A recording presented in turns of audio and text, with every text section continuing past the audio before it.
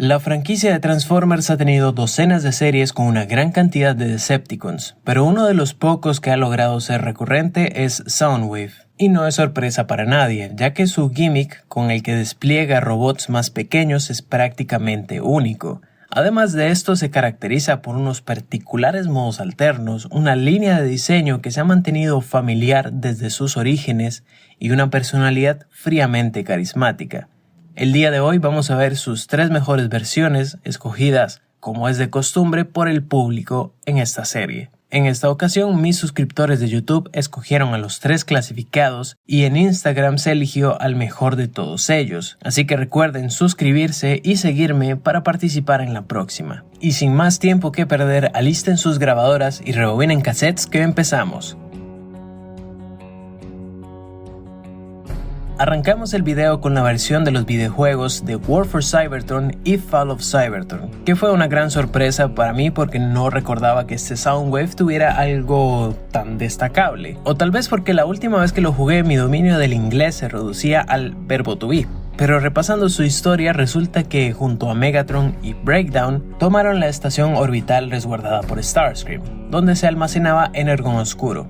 El Decepticon con cara de Decepticon es el que guía al grupo en esta zona, ayudándoles a sortear las trampas que hay en el camino. Después de esto, Soundwave descubrió que no se podía acceder al núcleo del planeta sin la llave Omega, interceptando una transmisión que los guiaría hasta Zeta Prime, el líder de los Autobots, quien resguardaba dicha llave. Más adelante ayudaría a su amado líder a acabar con el jefe Autobot, solo para darse cuenta que dicha llave lo que activaba era al mismísimo Omega Supreme, quien iba tras de ellos. Luego de una serie de escapes, el trío tiene que enfrentar al Titán y una vez más es Soundwave quien detecta cómo pueden debilitarlo y finalmente vencerlo, para así lograr su objetivo de infectar el núcleo del planeta Cybertron con Energon Oscuro. Más adelante es asignado como el jefe de la prisión de Kaon, donde disfruta de torturar al moribundo Zeta Prime en sus ratos libres. Esta vez del lado de los Autobots tenemos que enfrentarlo como el jefe final de la zona. Acá Soundwave se protege con un escudo de energía mientras envía a sus lacayos, Frenzy, Laserbeak y Rumble a pelear contra el grupo Autobot. Sin embargo, vemos cómo este sale del escudo y se expone a los balazos para curar a los Minicons, en un extraño acto de preocupación por un ser viviente que no sea Megatron, cosa que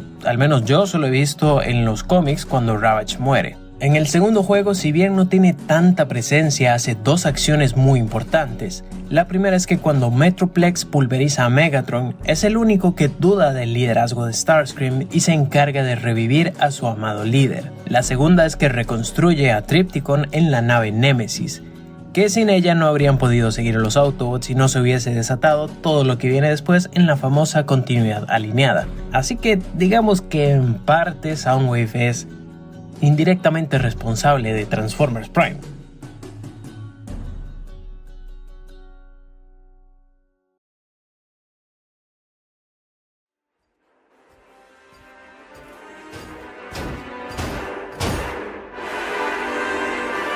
Your dramatics are useless, Soundwave. La segunda sorpresa del video es el Soundwave de Cyberverse, pero después de investigar un poco sobre él entendí por qué está aquí y lo tiene merecido. Por cierto, por si no es lo suficientemente obvio, van a haber spoilers. Sin duda su personalidad es lo que más resalta, ya que este personaje, como mencioné antes, suele ser bastante frío, pero acá es todo lo contrario.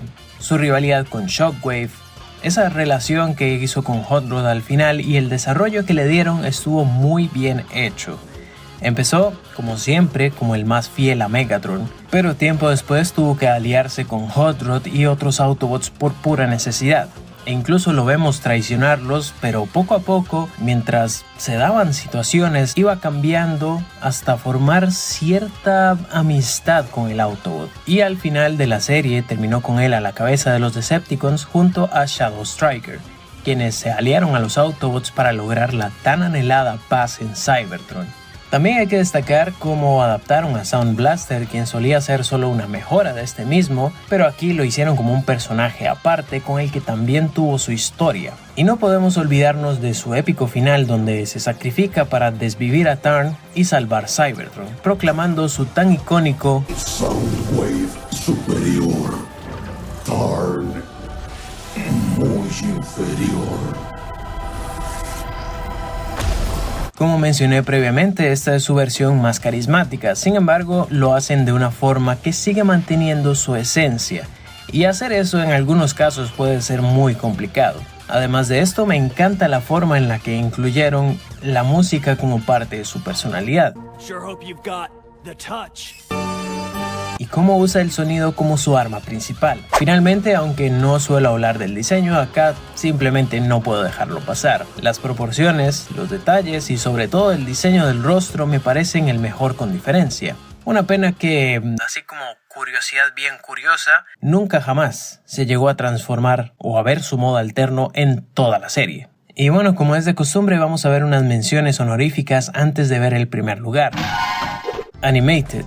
Esta es una versión que le da un origen muy novedoso. Además de esto, tiene unas motivaciones entendibles, ya que quiere liberar a los pobres robots que los ve como esclavos del yugo de la humanidad. Y fuera de esto, también es el villano principal de Error Humano, uno de los mejores episodios o miniseries que tiene este show. Sin embargo, no es tan recurrente como otras versiones.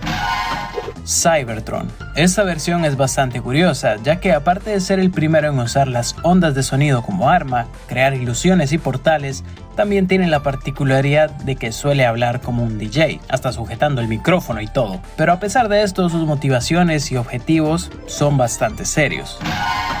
Generación 1. Este sin dudas es el más importante, ya que fue el que le dio su personalidad, la función de desplegar minicons, el rol de espía y su característica voz. Que dato curioso, en inglés el actor de voz es el mismo que el de Megatron, y en español latino también, pero la cosa es que este tenía un filtro de resonancia o como un tipo de autotune que le daba esa voz robótica. Sin embargo, en latino el actor Alejandro Abdalá tuvo que imitar como una especie de voz robótica que quedaba medio XD, así que supongo que no les prestaron el autotune. Activate pile drivers.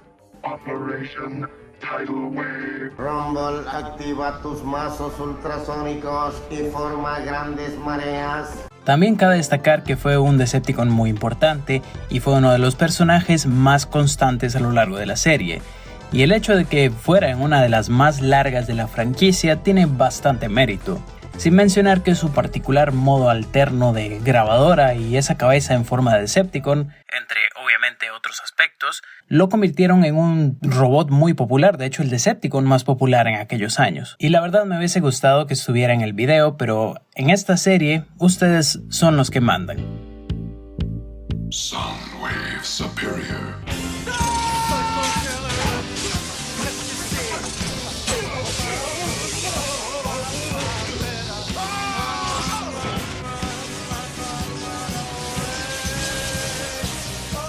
Finalmente vamos con la versión de Transformers Prime, que arrasó tanto en las votaciones de YouTube como las de Instagram, alzándose de esta forma como la mejor versión de Soundwave elegida por la audiencia. ¿Por qué? Bueno, como hemos visto a lo largo del video, la mayoría de versiones son muy parecidas entre sí, marcando una personalidad fría, pocas palabras y gran fidelidad a su líder. Una forma de reinventarse es hacer un giro completo, manteniendo la esencia como se hizo en Cyberverse, y otra es tomar estos conceptos y explotarlos al máximo, que es precisamente lo que hizo este. Lo más destacable de este personaje es su nula voz a lo largo del show.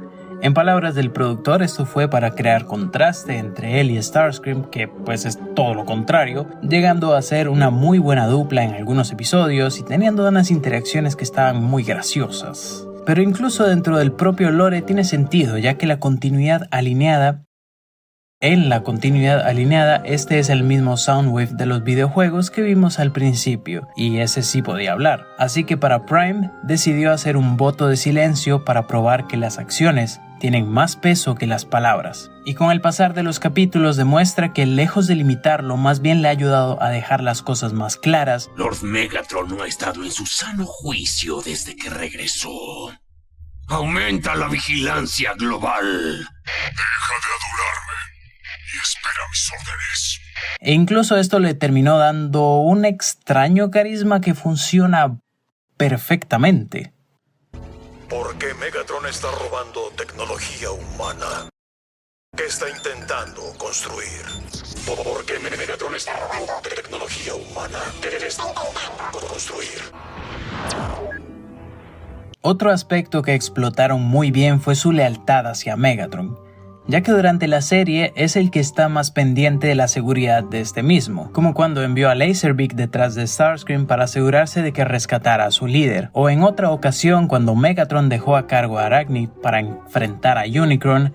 La araña patona sugiere que deberían abandonarlo para escapar de esta amenaza, y así asegurar su puesto como comandante de Decepticon, pero Soundwave se interpone luchando incluso con ella, demostrando que a pesar de no pelear a menudo tiene con qué hacerlo. Y finalmente, cuando Megatron estaba en coma, Starscream y Knockout planeaban aplicarle la eutanasia y su único obstáculo era Soundwave, y a pesar de que su actuación era bastante convincente y casi lo convencen, al final Soundwave detecta un cable al que estaba conectado Bumblebee, salvando así a su querido líder una vez más. Otra característica que explotaron fue sus funciones de espionaje y jefe en comunicaciones, llegando a influir en el propio diseño con un modo alterno que se transforma en un avión espía y unas proporciones ultra delgadas que van de la mano con la personalidad y todo lo mencionado previamente, además de darle una presencia un tanto slenderiana. Ya ven, en algunos casos el diseño sí es más relevante. Y por último, como mencionaba, Soundwave no suele involucrarse en las batallas, pero es de suma importancia para el equipo Decepticon, ya que él suele detectar y guiar a sus compañeros hacia los objetivos, además de estar a cargo de los portales,